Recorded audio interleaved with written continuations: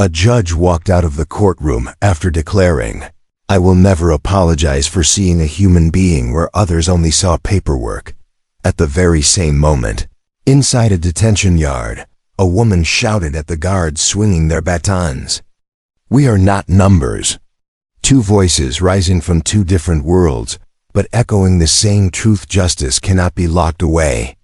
This is the story of Samantha Reed and Judge Adrian Clark, of a woman nearly erased by a clerical error, and of the man willing to risk his entire career to set her free.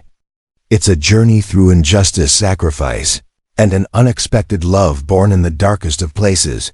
If you believe that justice isn't only found in courtrooms, but in the courage to stand up for one another, then stay with me through this story, and don't forget, hit that subscribe button if you want more powerful, human stories like this one. Stories that stop you in your tracks and remind you that hope is still alive. Nights in detention were never truly dark. The fluorescent lights hummed overhead, casting a harsh, sterile glow on the cracked gray walls, turning the place into something like a giant fish tank where people were displayed, their breaths counted and controlled by someone else. Samantha Reed had learned how to sleep in that light. Close her eyes, count to 50, then focus on the rhythm of her breathing, hoping it would weigh heavy enough to drag her out of the present. But tonight, even her own breath betrayed her, uneven. Restless, she lay curled on the narrow steel bed, palm pressed flat against the cold concrete floor. Her fingertips traced a thin crack running like a dried vein through the tile. Samantha thought of Chicago winters that cut against her cheeks until they burned, her mother's old puffer coat, the donut shop on Van Buren where she'd buy a $1.50 breakfast before rushing to her morning shift. Memories never arrived whole anymore. They flickered in like a photograph processed at the wrong temperature, washed out, edges too bright, colors bleeding. "Reed!" The guard's raspy voice cracked through the mesh slot. She lifted her head instinctively, nodded. Routine check.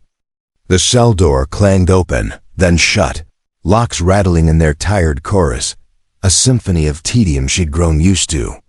They had brought her here one bland afternoon, no rain in sight. Brought was the only word that fit. Not arrested like a criminal, not welcomed like an asylum seeker, just scooped into the system by a clerical mistake. A wrong date of birth on one line, a missed renewal in a buried appendix. Too small. Errors that stripped her legal standing clean off. Just a few weeks, they had told her. "We'll check, then you'll go home." Weeks stretched into months. While Agency A and Agency B coordinated, people like her were temporarily held.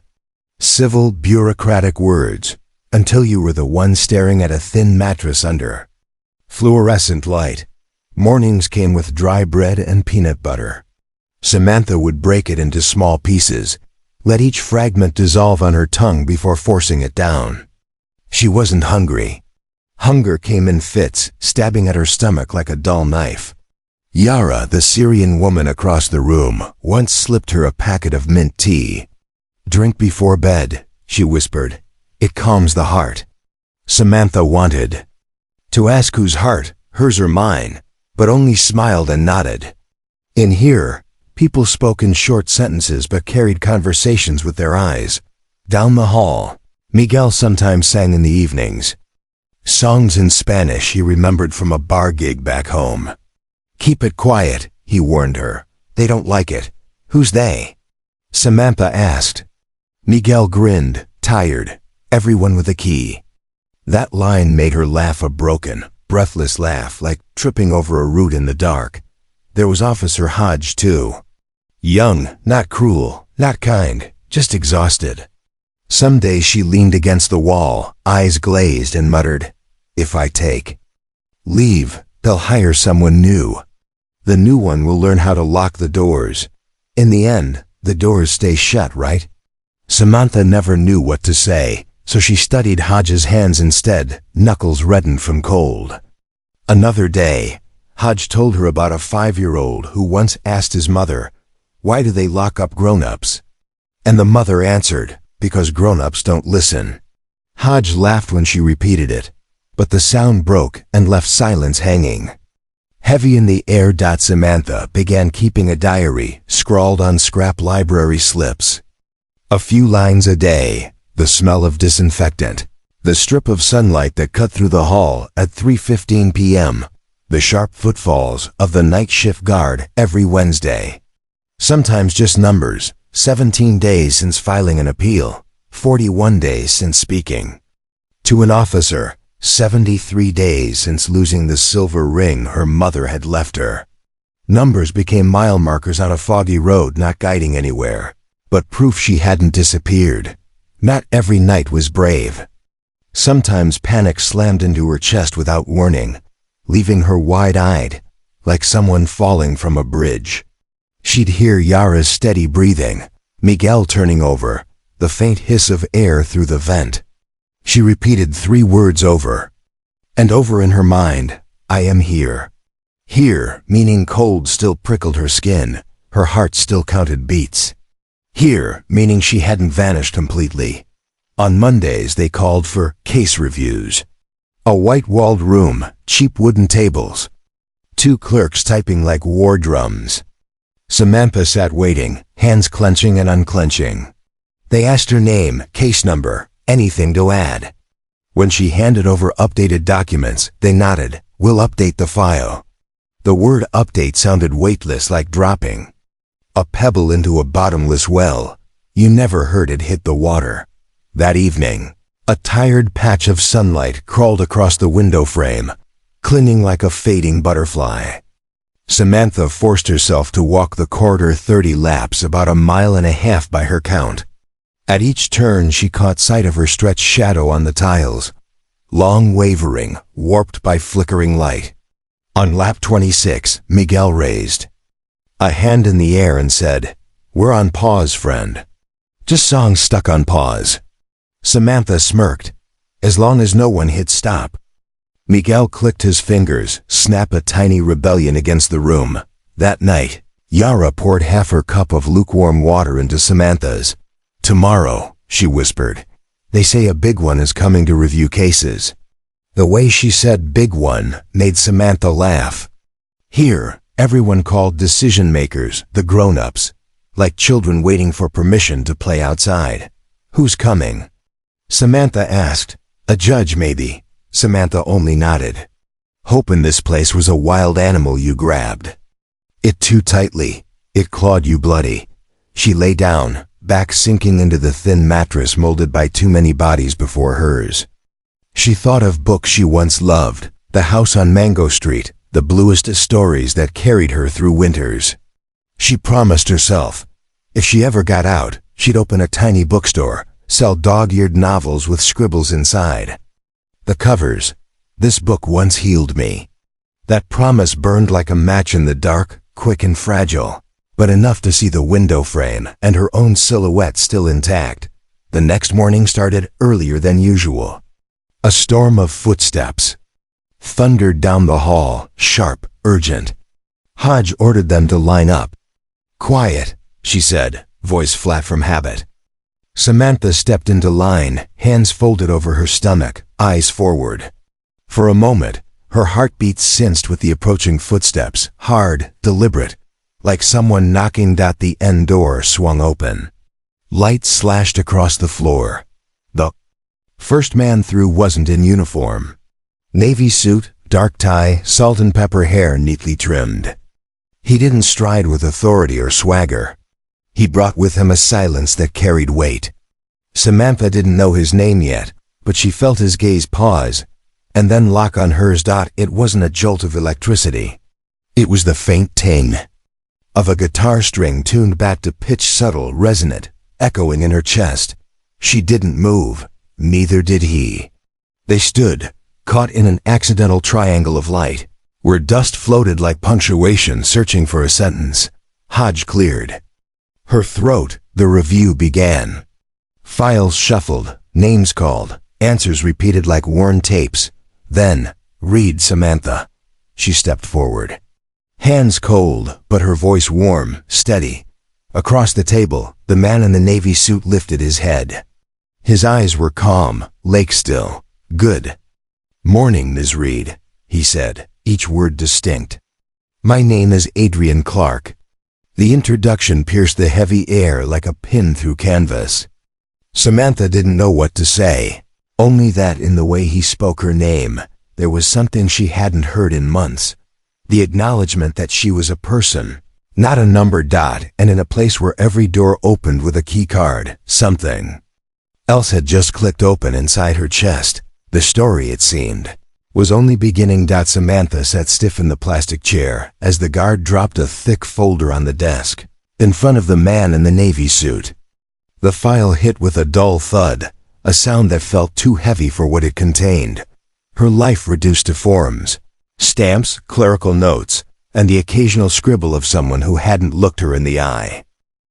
Judge Adrian Clark slipped off his glasses case and began flipping through the pages. His movements were precise, not rushed, not careless. He scanned, paused, returned to a line, frowned slightly, then moved forward. Most people who handled her papers did it like a chore. Adrian read as if each word carried consequence. For the first time in months, Samantha felt herself being seen, not just looked at, but actually seen. "Born in Chicago?" Adrian asked, eyes still on the page. "Yes, sir," she replied, steady. "Mother U.S. citizen. Father permanent resident till..." He trailed off, flipping another page. His brow tightened. "Until the record says he was deported for a documentation error in '03. You were 12? Samantha nodded. The memory pressed against her chest like a bruise. Her father had kissed her forehead that morning, told her to be strong. She never saw him again. Adrian exhaled, not a sigh exactly, more like someone reminding himself to breathe. He tapped the paper lightly with his finger. "And yet, your status was never corrected after that?" "They told us it was just paperwork," Samantha answered quietly. "I grew up, went to school, worked jobs, paid taxes. Nobody ever said I wasn't supposed to be here, until now." The room was silent, except for the faint hum of fluorescent lights. Adrian set the folder down. He lifted his gaze, and when their eyes met again, Samantha saw not pity, but recognition, the kind that slices deeper because it carries truth. "This isn't right," he said softly, almost to himself. One of the clerks glanced up nervously, then back down at her keyboard. Judges weren't supposed to comment like that. But Adrian didn't seem to care. He closed the file gently, like it was fragile, then leaned back in his chair. "You'll hear from me again," he told her, voice calm, firm. "Don't give up yet." Those words clung to Samantha long after the review ended, back in her unit. Yara asked, "What did he say?" Her eyes carried the kind of hunger that only hope could feed. Samantha hesitated. "He read my file. Really read it." Miguel whistled low. "Then maybe you're not invisible anymore." Invisible, that was the word. The one that had wrapped itself around her since the first day she walked into this place. Yet now, somewhere beyond the walls, someone had spoken her name like it mattered. That night, Samantha wrote in her diary, "He looked at me like I was a chapter, not a case number. I don't know why, but something in me believes him." She folded the slip of paper, tucked it under her thin mattress, and let herself, for the first time in months, imagine a door opening. Days blurred the way they always did. Head counts, mealtimes, the metallic slam of doors. But beneath the monotony, a quiet current stirred inside her chest. Every time she traced the crack in the floor with her finger, she whispered, "Don't give up yet," as if the words themselves could widen that crack into an escape. And then, a week later, she was summoned again. This time the room felt different. No clerks typing, no guards hovering impatiently. Just Adrian Clark at the table, sleeves rolled up, jacket draped neatly over the back of his chair. A stack of papers sat beside him, less a file than a mountain. "Sit," he said, nodding gently. Samantha obeyed, her pulse racing. "I've reviewed everything," Adrian began. "Your history, your mother's records, the mistakes that landed you here. Legally, you shouldn't be in this facility at all. But the system, he paused, searching for the right words.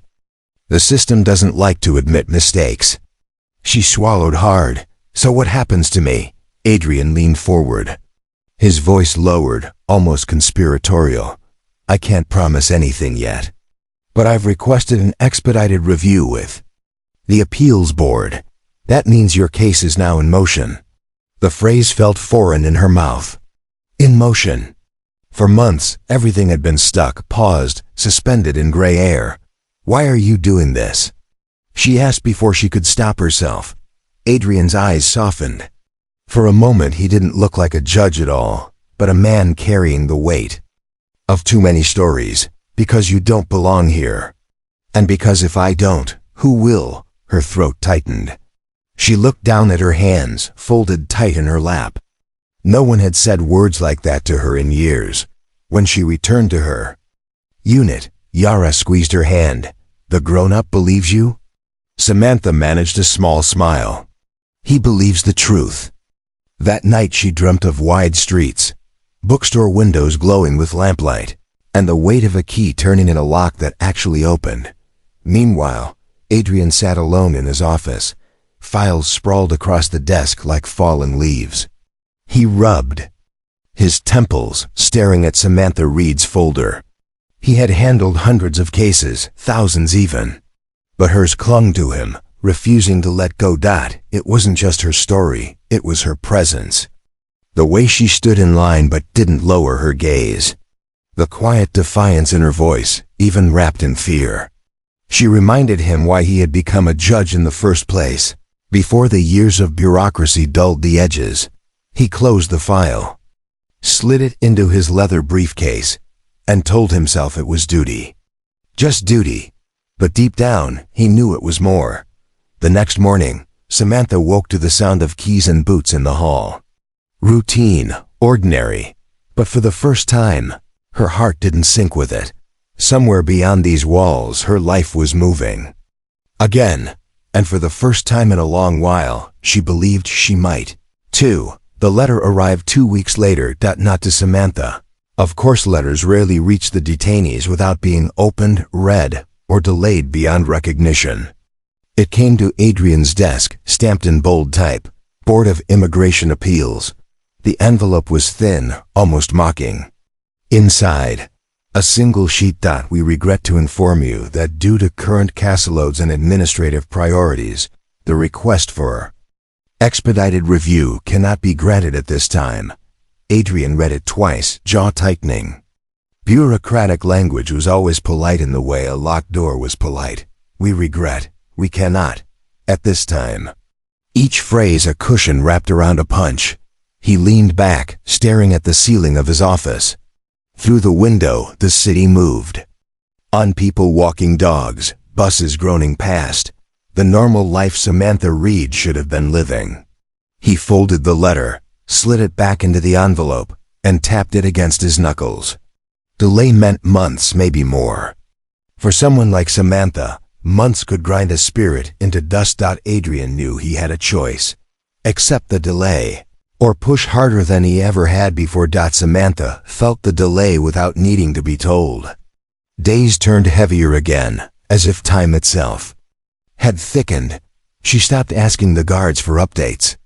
She stopped pressing her ear against the slot in the door whenever footsteps passed. Instead, she poured her energy into rituals. Morning stretches on the cold tile, 30 laps along the corridor, whispered prayers with Yara before bed. But every night, she pulled the scrap of paper from beneath her mattress, reading the words she had written after her last meeting with Adrian. He believes me.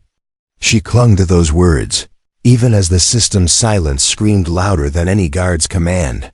Miguel noticed her restlessness. One evening, while humming a half-forgotten tune, he asked, "You trust this judge?" Samantha hesitated. "I trust that he sees me." Miguel chuckled dryly. Seeing and saving aren't the same. Still, when she closed her eyes that night, she didn't see walls. She saw Adrian's steady gaze across the table, the way he said her name like it had weight. Adrian, meanwhile, had already made his decision. He wasn't going to wait. He drafted letters, called colleagues, leveraged every connection he still trusted. Each conversation was a negotiation, some subtle, some blunt. He argued that Samantha's case was clear-cut, that her detention was a miscarriage of justice. Most listened politely, then deflected. Some warned him not to get too involved. You can't fix the whole system. One colleague told him over the phone, "I'm not trying to fix the whole system." Adrian replied, sharper than intended, "I'm trying to fix one case." After hanging up, he stared at his reflection in the darkened window. His face looked older than he remembered, lines carved deeper by years of compromise. He wondered if he had lost count of how many times he had let injustice slip past because the rules were bigger than him. Maybe Samantha was just one case, but maybe she was also the reminder he had been waiting for. 3 weeks later, Adrian returned to the detention center. The same hallway, the same fluorescent hum. Samantha stood in line again, posture straight, hands clasped before her. When she saw him, her heart jolted. She tried to read his expression. Was it good news or more silence? They sat across from each other in the foyer. Same room, the folder thicker now, bursting with his notes, his petitions, his underlined arguments. "I won't lie to you," Adrian began. His voice was low, steady. "The board denied the expedited request." Samantha's stomach sank, but she forced herself to meet his eyes. "But," Adrian continued, leaning forward, "I'm not done. I filed a motion for judicial review. In federal court. It's rare, it's uphill, but it forces them to answer faster. It won't be easy, but it keeps your case alive." Alive, the word caught in her chest. "Why?" she whispered. "Why are you doing all this?" Adrian paused. He could have said duty, justice, fairness. All true, in part. But as he looked at her, pale under the buzzing lights yet still holding herself with quiet dignity, he realized the truth was more complicated. "Because you shouldn't be here," he said simply. Samantha blinked back, the sting in her eyes. For months she had been nothing but a number, a mistake. And now, here was someone pushing against an entire machine, just so she could breathe free air again. After he left, Yara pressed Samantha for details. "Did he give you hope?" Samantha smiled faintly. "Hope isn't the word. He gave me fight." That night, she dreamt again of her bookstore. But this time, she wasn't arranging books alone. A tall figure in a navy suit was at the counter, reading one of the novels aloud, his voice filling the shop like warm light. Adrian drove home in silence. The city blurred past, neon signs smearing into streaks of color. He should have felt weary. But instead he felt sharp, alive. He thought of Samantha's gaze when she asked why. He thought of the unflinching steadiness in her voice, the way she carried herself in that barren room. Somewhere between his duty as a judge and his instinct. As a man, lines had begun to blur. He pulled into his driveway, shut off the engine, and sat there in the dark. For the first time in years, he wasn't sure whether he was chasing justice or something far more personal. But one thing was certain. He couldn't stop now. Adrian Clark was not used to whispers. In his 20 years as a judge, his reputation had been built on disciplined, precise rulings, controlled emotions, a career free of scandal. But now, when he walked the marble halls of the courthouse, conversations paused just a beat too long. Eyes flicked his way, then down. At first he ignored it. Judges weren't supposed to care about chatter. But when an old colleague, Judge Harris, intercepted him outside chambers, the whispers grew teeth. "Clark," Harris began, lowering his voice. "Word is you're burning favors on a detainee case. A woman, Reed?" Adrian's jaw tightened. "I'm pursuing a review, yes." Harris leaned in, tone almost pitying. "We all know the system's messy. But you can't carry every broken cog on your back. People are saying you've lost perspective." Adrian met his gaze. Perspective is exactly what I haven't lost. Harris sighed. Be careful. There are lines, Adrian. Don't blur them. Lines. The word followed him back into his office. Like a shadow, he sat at his desk, staring at Samantha's file. Was he blurring lines? Maybe. But wasn't that what justice demanded, sometimes stepping past the chalk marks drawn, to keep everyone comfortable? Still, he knew the more he pushed, the louder the whispers would get. Inside the detention center, life continued its slow grind. But something had shifted. Samantha noticed it first in the way Yara leaned on her after prayers, whispering, "You remind me of my sister." Then in the way Miguel stopped humming alone and began humming where she could hear, as though her presence steadied him. Even the guards, most indifferent, some hostile, seemed to look at her differently now, as if the quiet endurance in her eyes unsettled them. She hadn't asked for it, but somehow she had become a center of gravity. The one who didn't break, the one who still carried a flicker of fight. One evening, when a young detainee named Leon broke down, sobbing that he'd never see his family again, it was Samantha who sat with him, repeating softly, "You're here. You're alive, hold on." Later, as she lay awake, she realized she was borrowing Adrian's words, "Don't give up yet," and passing them on. His belief in her had multiplied, spreading through walls he'd never walked. The next time Adrian visited, Samantha told him, "They look to me now," she said, almost bewildered. "Like I'm stronger than I feel." Adrian studied her across the table. "That's because you are. Strength doesn't mean never breaking. It means breaking and then still standing up." She swallowed hard. For weeks, she had imagined him only as her lifeline to freedom. But now, seeing the wear in his eyes, the lines deepened not just by age but by battles fought for her, she wondered if she was becoming something for him too. "Are you all right?" she asked. The question startled him.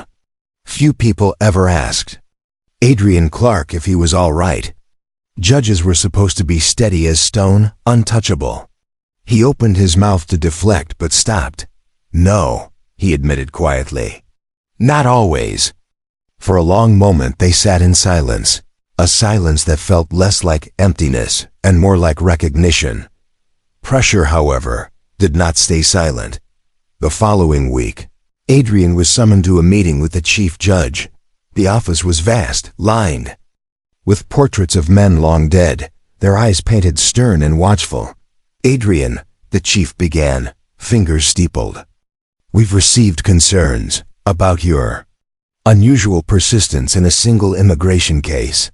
Adrian held his ground. "Concerns from whom?" "From colleagues, from the board.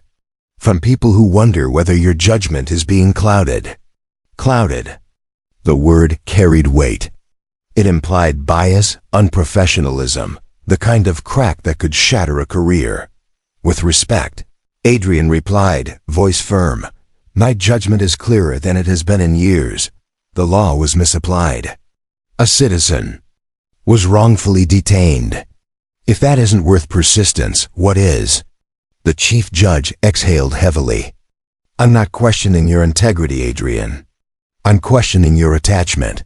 Adrian left the office with his pulse pounding. Attachment. The word burned. Was it true? He told himself it didn't matter. What mattered was that Samantha Reed's case was unjust, and he had the power to fight it. But deep down, he knew Harris, the chief, the whispers, they all sensed something he could no longer deny. Back in her cell, Samantha clutched a library book, though the words blurred. In her vision, she thought of Adrian, his calm voice, his steady hands, the way he carried her case like it was more than just paperwork. She thought of the risks he was taking. And for the first time, fear twisted with her hope. Not fear for herself, but for him. What if helping her destroyed him? That night, she dreamt of the bookstore again. But this time, the shelves stood half-built, sawdust on the floor. Adrian was there, hammer in hand, helping her raise the walls. Outside the window, shadows of faceless men pressed against the glass, trying to see in. She woke with her chest tight. the dream clinging to her like smoke. She realized then that freedom wasn't the only thing at stake. Adrian was risking pieces of himself, pieces he might not get back. And as dawn bled gray through the barred window, Samantha whispered into the quiet, "Don't lose yourself for me." She didn't know if he could hear her, but somehow she hoped he would. When the article hit the papers, Adrian knew before he even saw it. Whispers turned into pointed glances. Pointed glances hardened into silence. By the time he walked into chambers that morning, a copy of the Chicago Tribune was folded neatly on his desk, headline angled up at him like a challenge. Judge Clark's judgment in question. Too close to a case? The article didn't name Samantha directly, but it didn't need to. An immigration detainee, a questionable file, a judge personally intervening. Every line dripped with suggestion, carefully worded so no one could call it slander, but all the same at cut dot by noon, Adrian's voicemail was clogged with messages. Some supportive, most cautious, a few outright hostile. He played one, a male colleague's voice sharp with derision. "You're supposed to interpret law, not play savior. You've crossed a line, Clark. Watch yourself." He deleted the message and sat back in his chair, rubbing the bridge of his nose. Outside, snow was beginning to fall, soft flakes against the courthouse windows. The city moved on as always, oblivious to how easily reputations could collapse. Inside the detention center, Samantha felt the shift without reading any headlines. Guards grew shorter with their commands. Meals came colder. There was a tension in the air, a stiffness that traveled down the halls like static. She suspected her case had stirred waters too deep for her to see. That suspicion hardened one night. When chaos broke loose. It began with a shout, raw, jagged. A young man in the adjacent unit had received word that his deportation order was final. He pounded on the door, voice cracking as he screamed in Spanish for someone, anyone, to listen.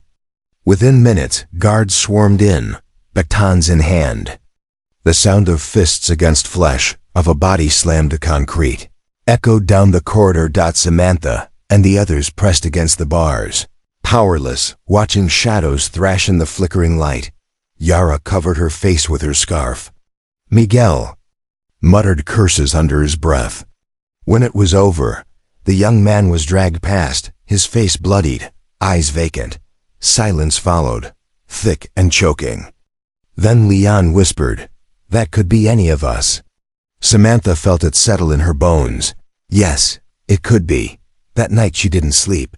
She sat on the edge of her bed, staring at the crack in the floor, remembering Adrian's words, "You don't belong here." The violence had seared something new into her. The truth that staying here wasn't just about waiting. It was about survival, and not everyone survived. Freedom wasn't a dream anymore. It was urgency. A week later, Adrian returned. His face was drawn, eyes shadowed from sleepless nights. Yet when he saw her, a faint steadiness returned to his voice. "They're fighting me," he admitted, taking the seat across from her. "Colleagues, press. Even the chief judge. They say I'm compromised." Samantha leaned forward, heart pounding. "Because of me." "Because of the truth," he corrected. Then, softer, "But yes, also because of you."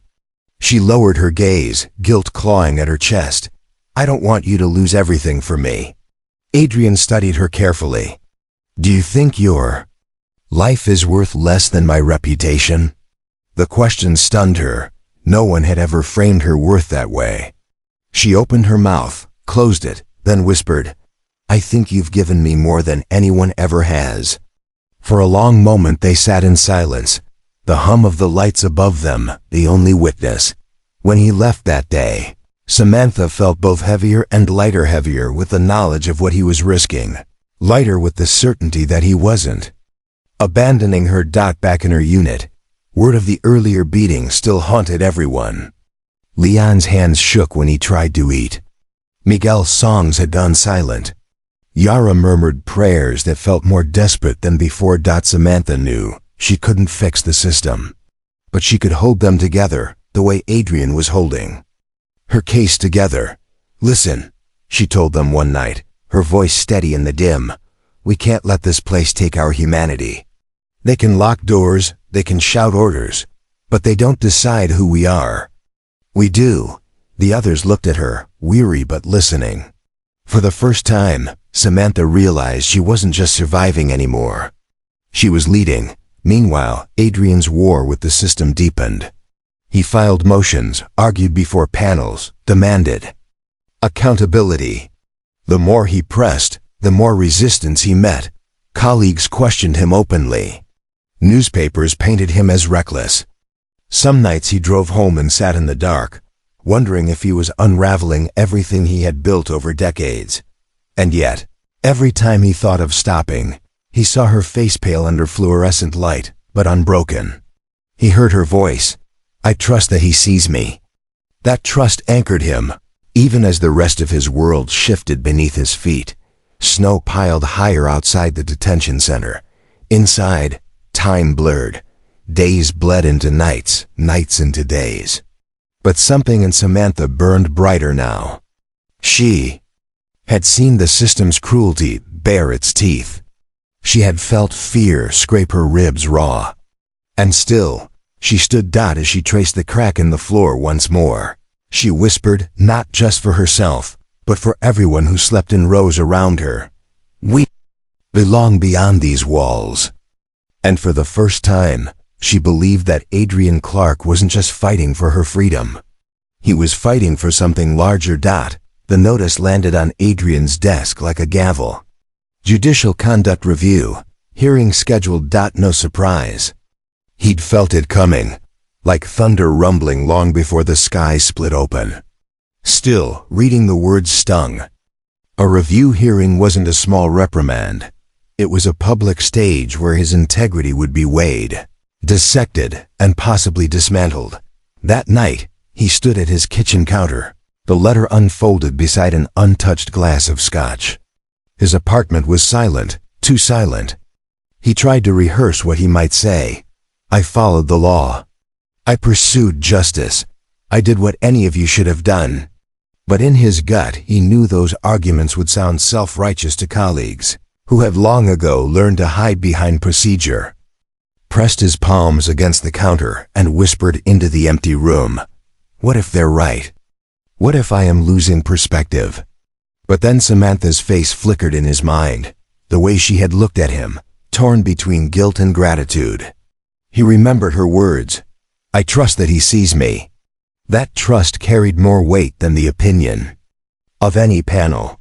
Adrian straightened, folded the notice, and placed it neatly back in the envelope.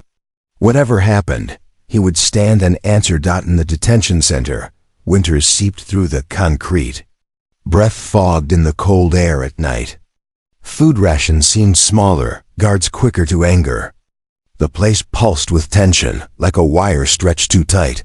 One afternoon, the wire snapped. It began in the cafeteria. Leon, the youngest detainee, dropped his tray, spilling soup across the floor.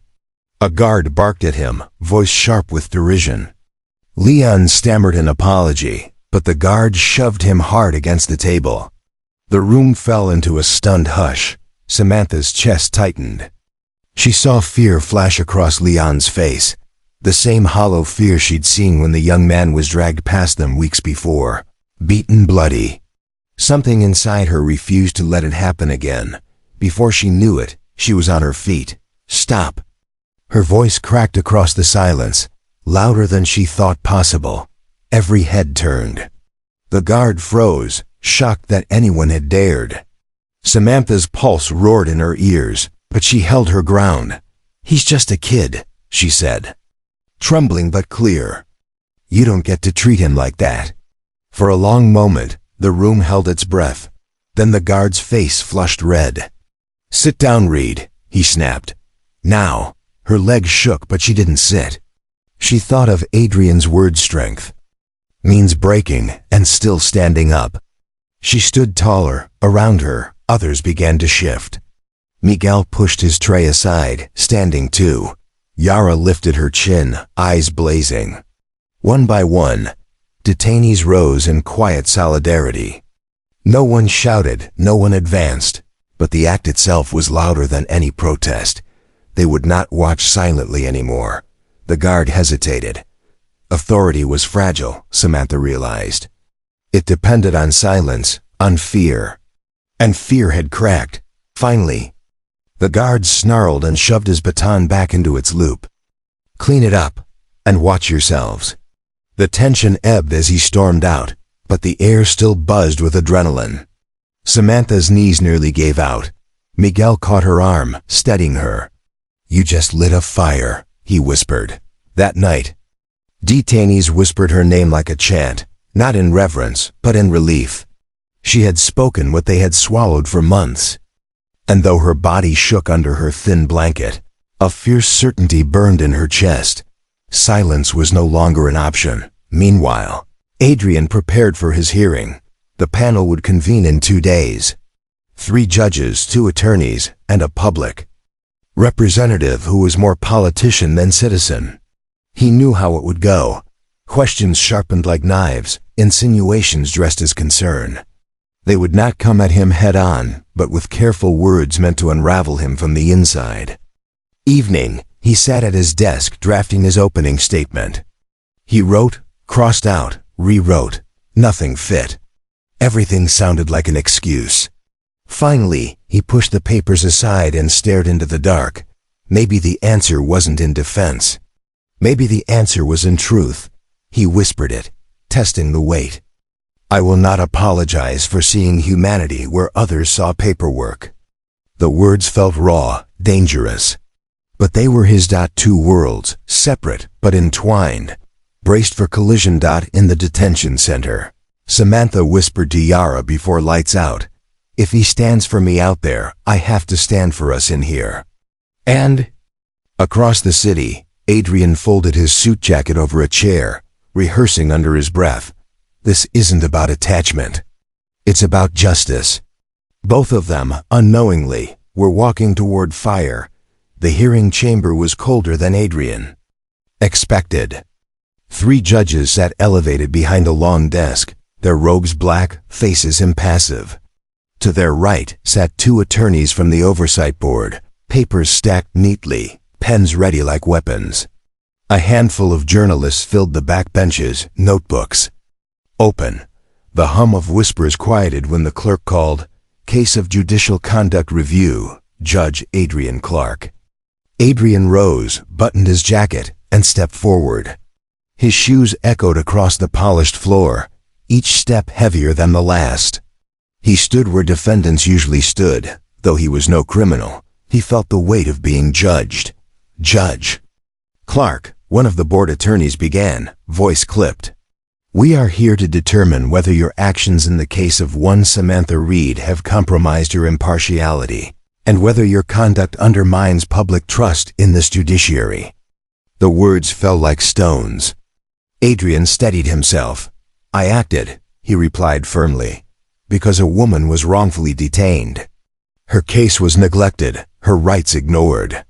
I pursued what justice demanded." The attorney arched a brow. "Justice or attachment?" A murmur rippled through the room. Adrian felt heat rise in his chest but kept his voice even. "You call it attachment. I call it refusing to look away when a human being is treated like a number." At that exact hour, in the detention center, silence shattered into chaos. It started in the yard, where detainees had gathered for the brief sliver of outdoor time. A fight broke out, 2 men jostling, voices raised. But when guards stormed in, batons raised, the fight dissolved into something larger: anger, fear, resistance long suppressed. Shouts rose. Someone threw a plastic bottle. Another pushed back against a guard. The air thickened with panic. Samantha was there, her heart hammering as the yard erupted. She saw Leon cower against the fence, Yara clutch her scarf, Miguel shouting for everyone to stop. But the guards weren't listening. One struck a man across the back. Another tackled someone to the ground. The crowd surged, screams rising like smoke. Samantha grabbed Leon's arm, pulling him behind her. She knew how quickly this could spiral, how easily blood could stain the concrete. Her voice cracked above the noise. "Stay together. Don't let them separate us." Back in the chamber, the questioning turned sharper.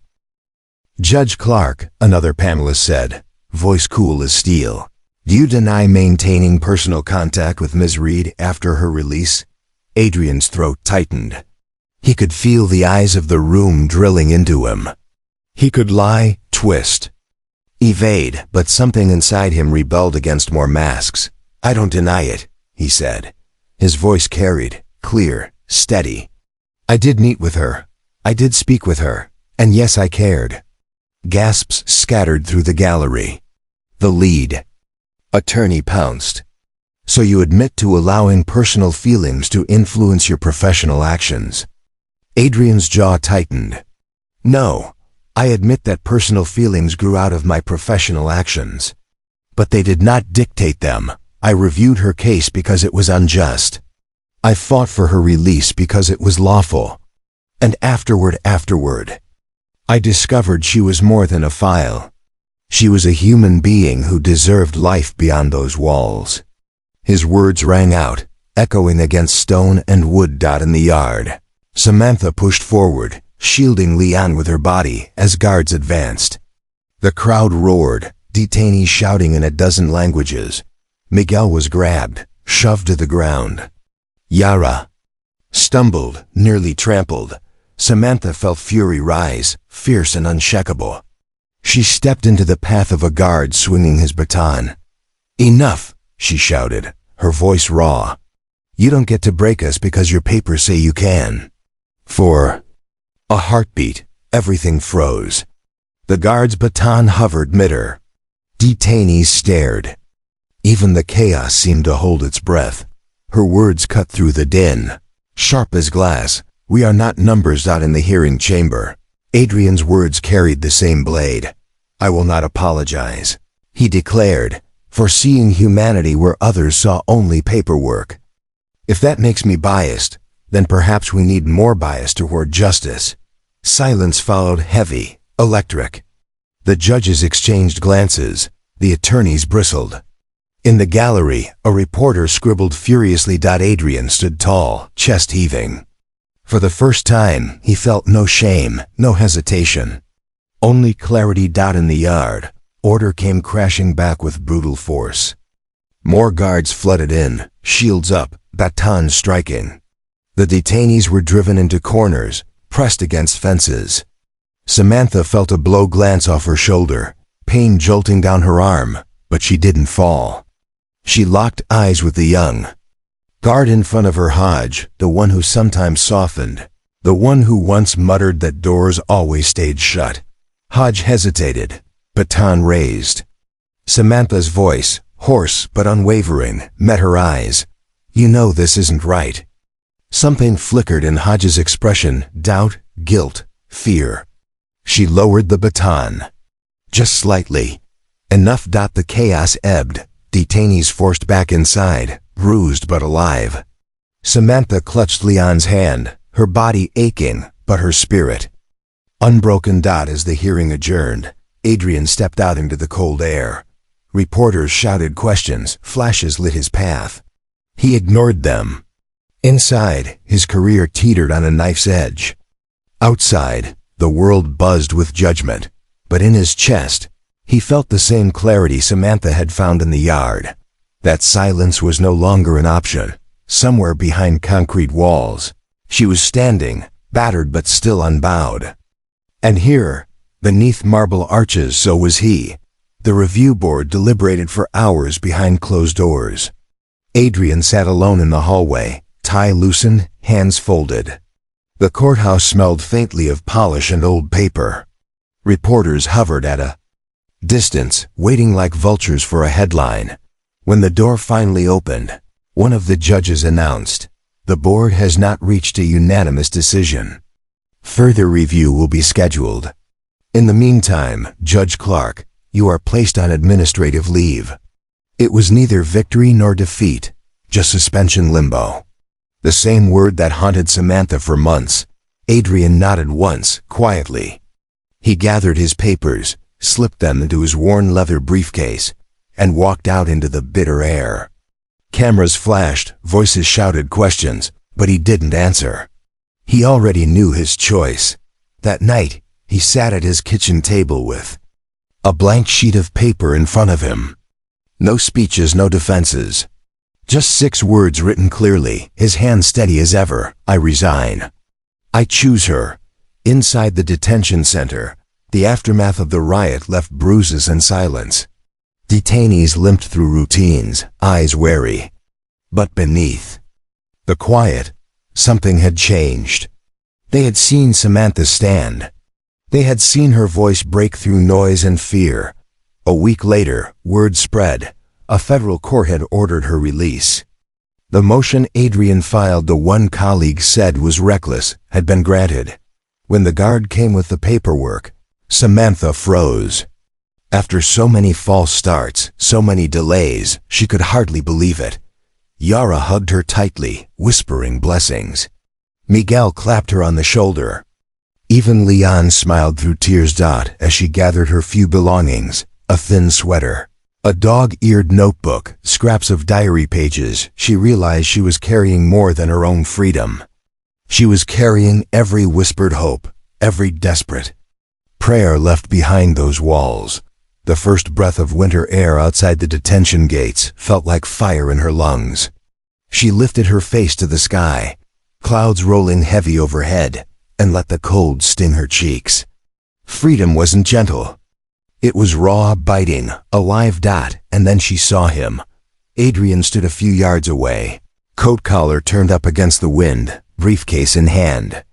He looked tired, older somehow, but his eyes lit the moment they found hers.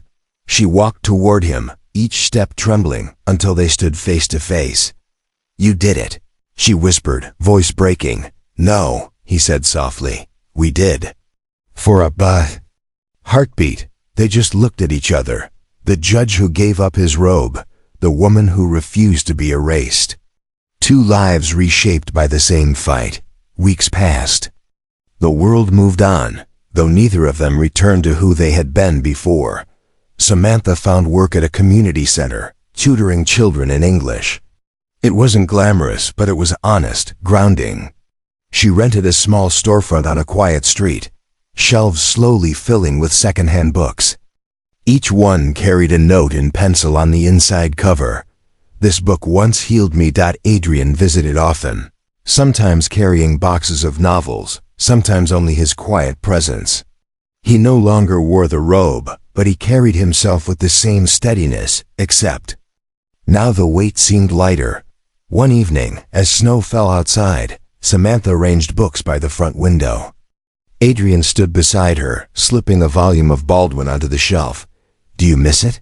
she asked gently. "The bench?" He thought for a moment. "Some days, but not enough to regret. I used to think justice only lived in courtrooms. Now." He looked around at the little shop, at her. "Now I know it lives here too."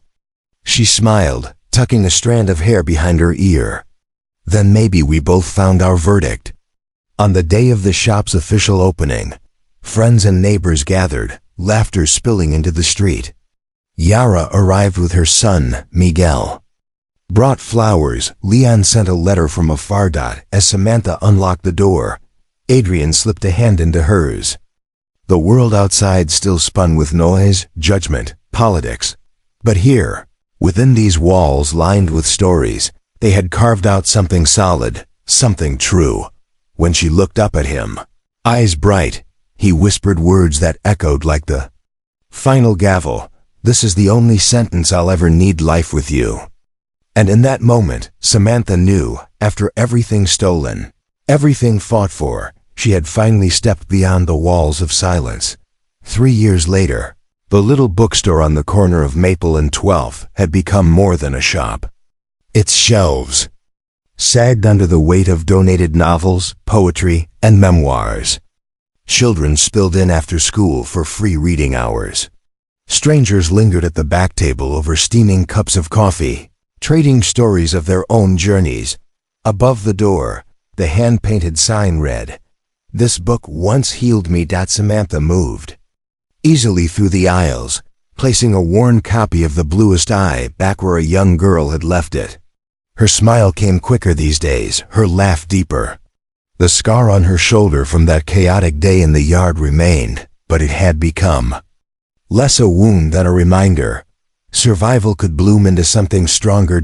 Adrian entered quietly, as he always did, carrying a box of donations. His hair had silvered further, but his eyes were lighter than the man who once stood under marble arches defending himself before a panel. He greeted Samantha with a kiss on the forehead, then helped her arrange books on the highest shelf. From the street, laughter drifted in. A group of teenagers crowded near the window, drawn by the warmth inside. For many of them, this place wasn't just about books. It was about belonging, about knowing someone would see them as more than a number. Samantha glanced at Adrian, her voice soft but sure. "We didn't just build a bookstore. We built a refuge," he nodded. "And justice doesn't need a gavel. It just needs people who won't stay silent." The bell above the door rang as another customer stepped in, arms full of books to donate. Samantha looked up, eyes bright with gratitude. "And if you've walked this journey with them, remember this. Stories like theirs remind us that hope can survive walls, that love can outlast judgment, and that silence never has the final word. So if you believe in stories that give voice to the forgotten, don't forget to like, share, and subscribe. Because sometimes the smallest act of joining in can help keep hope alive.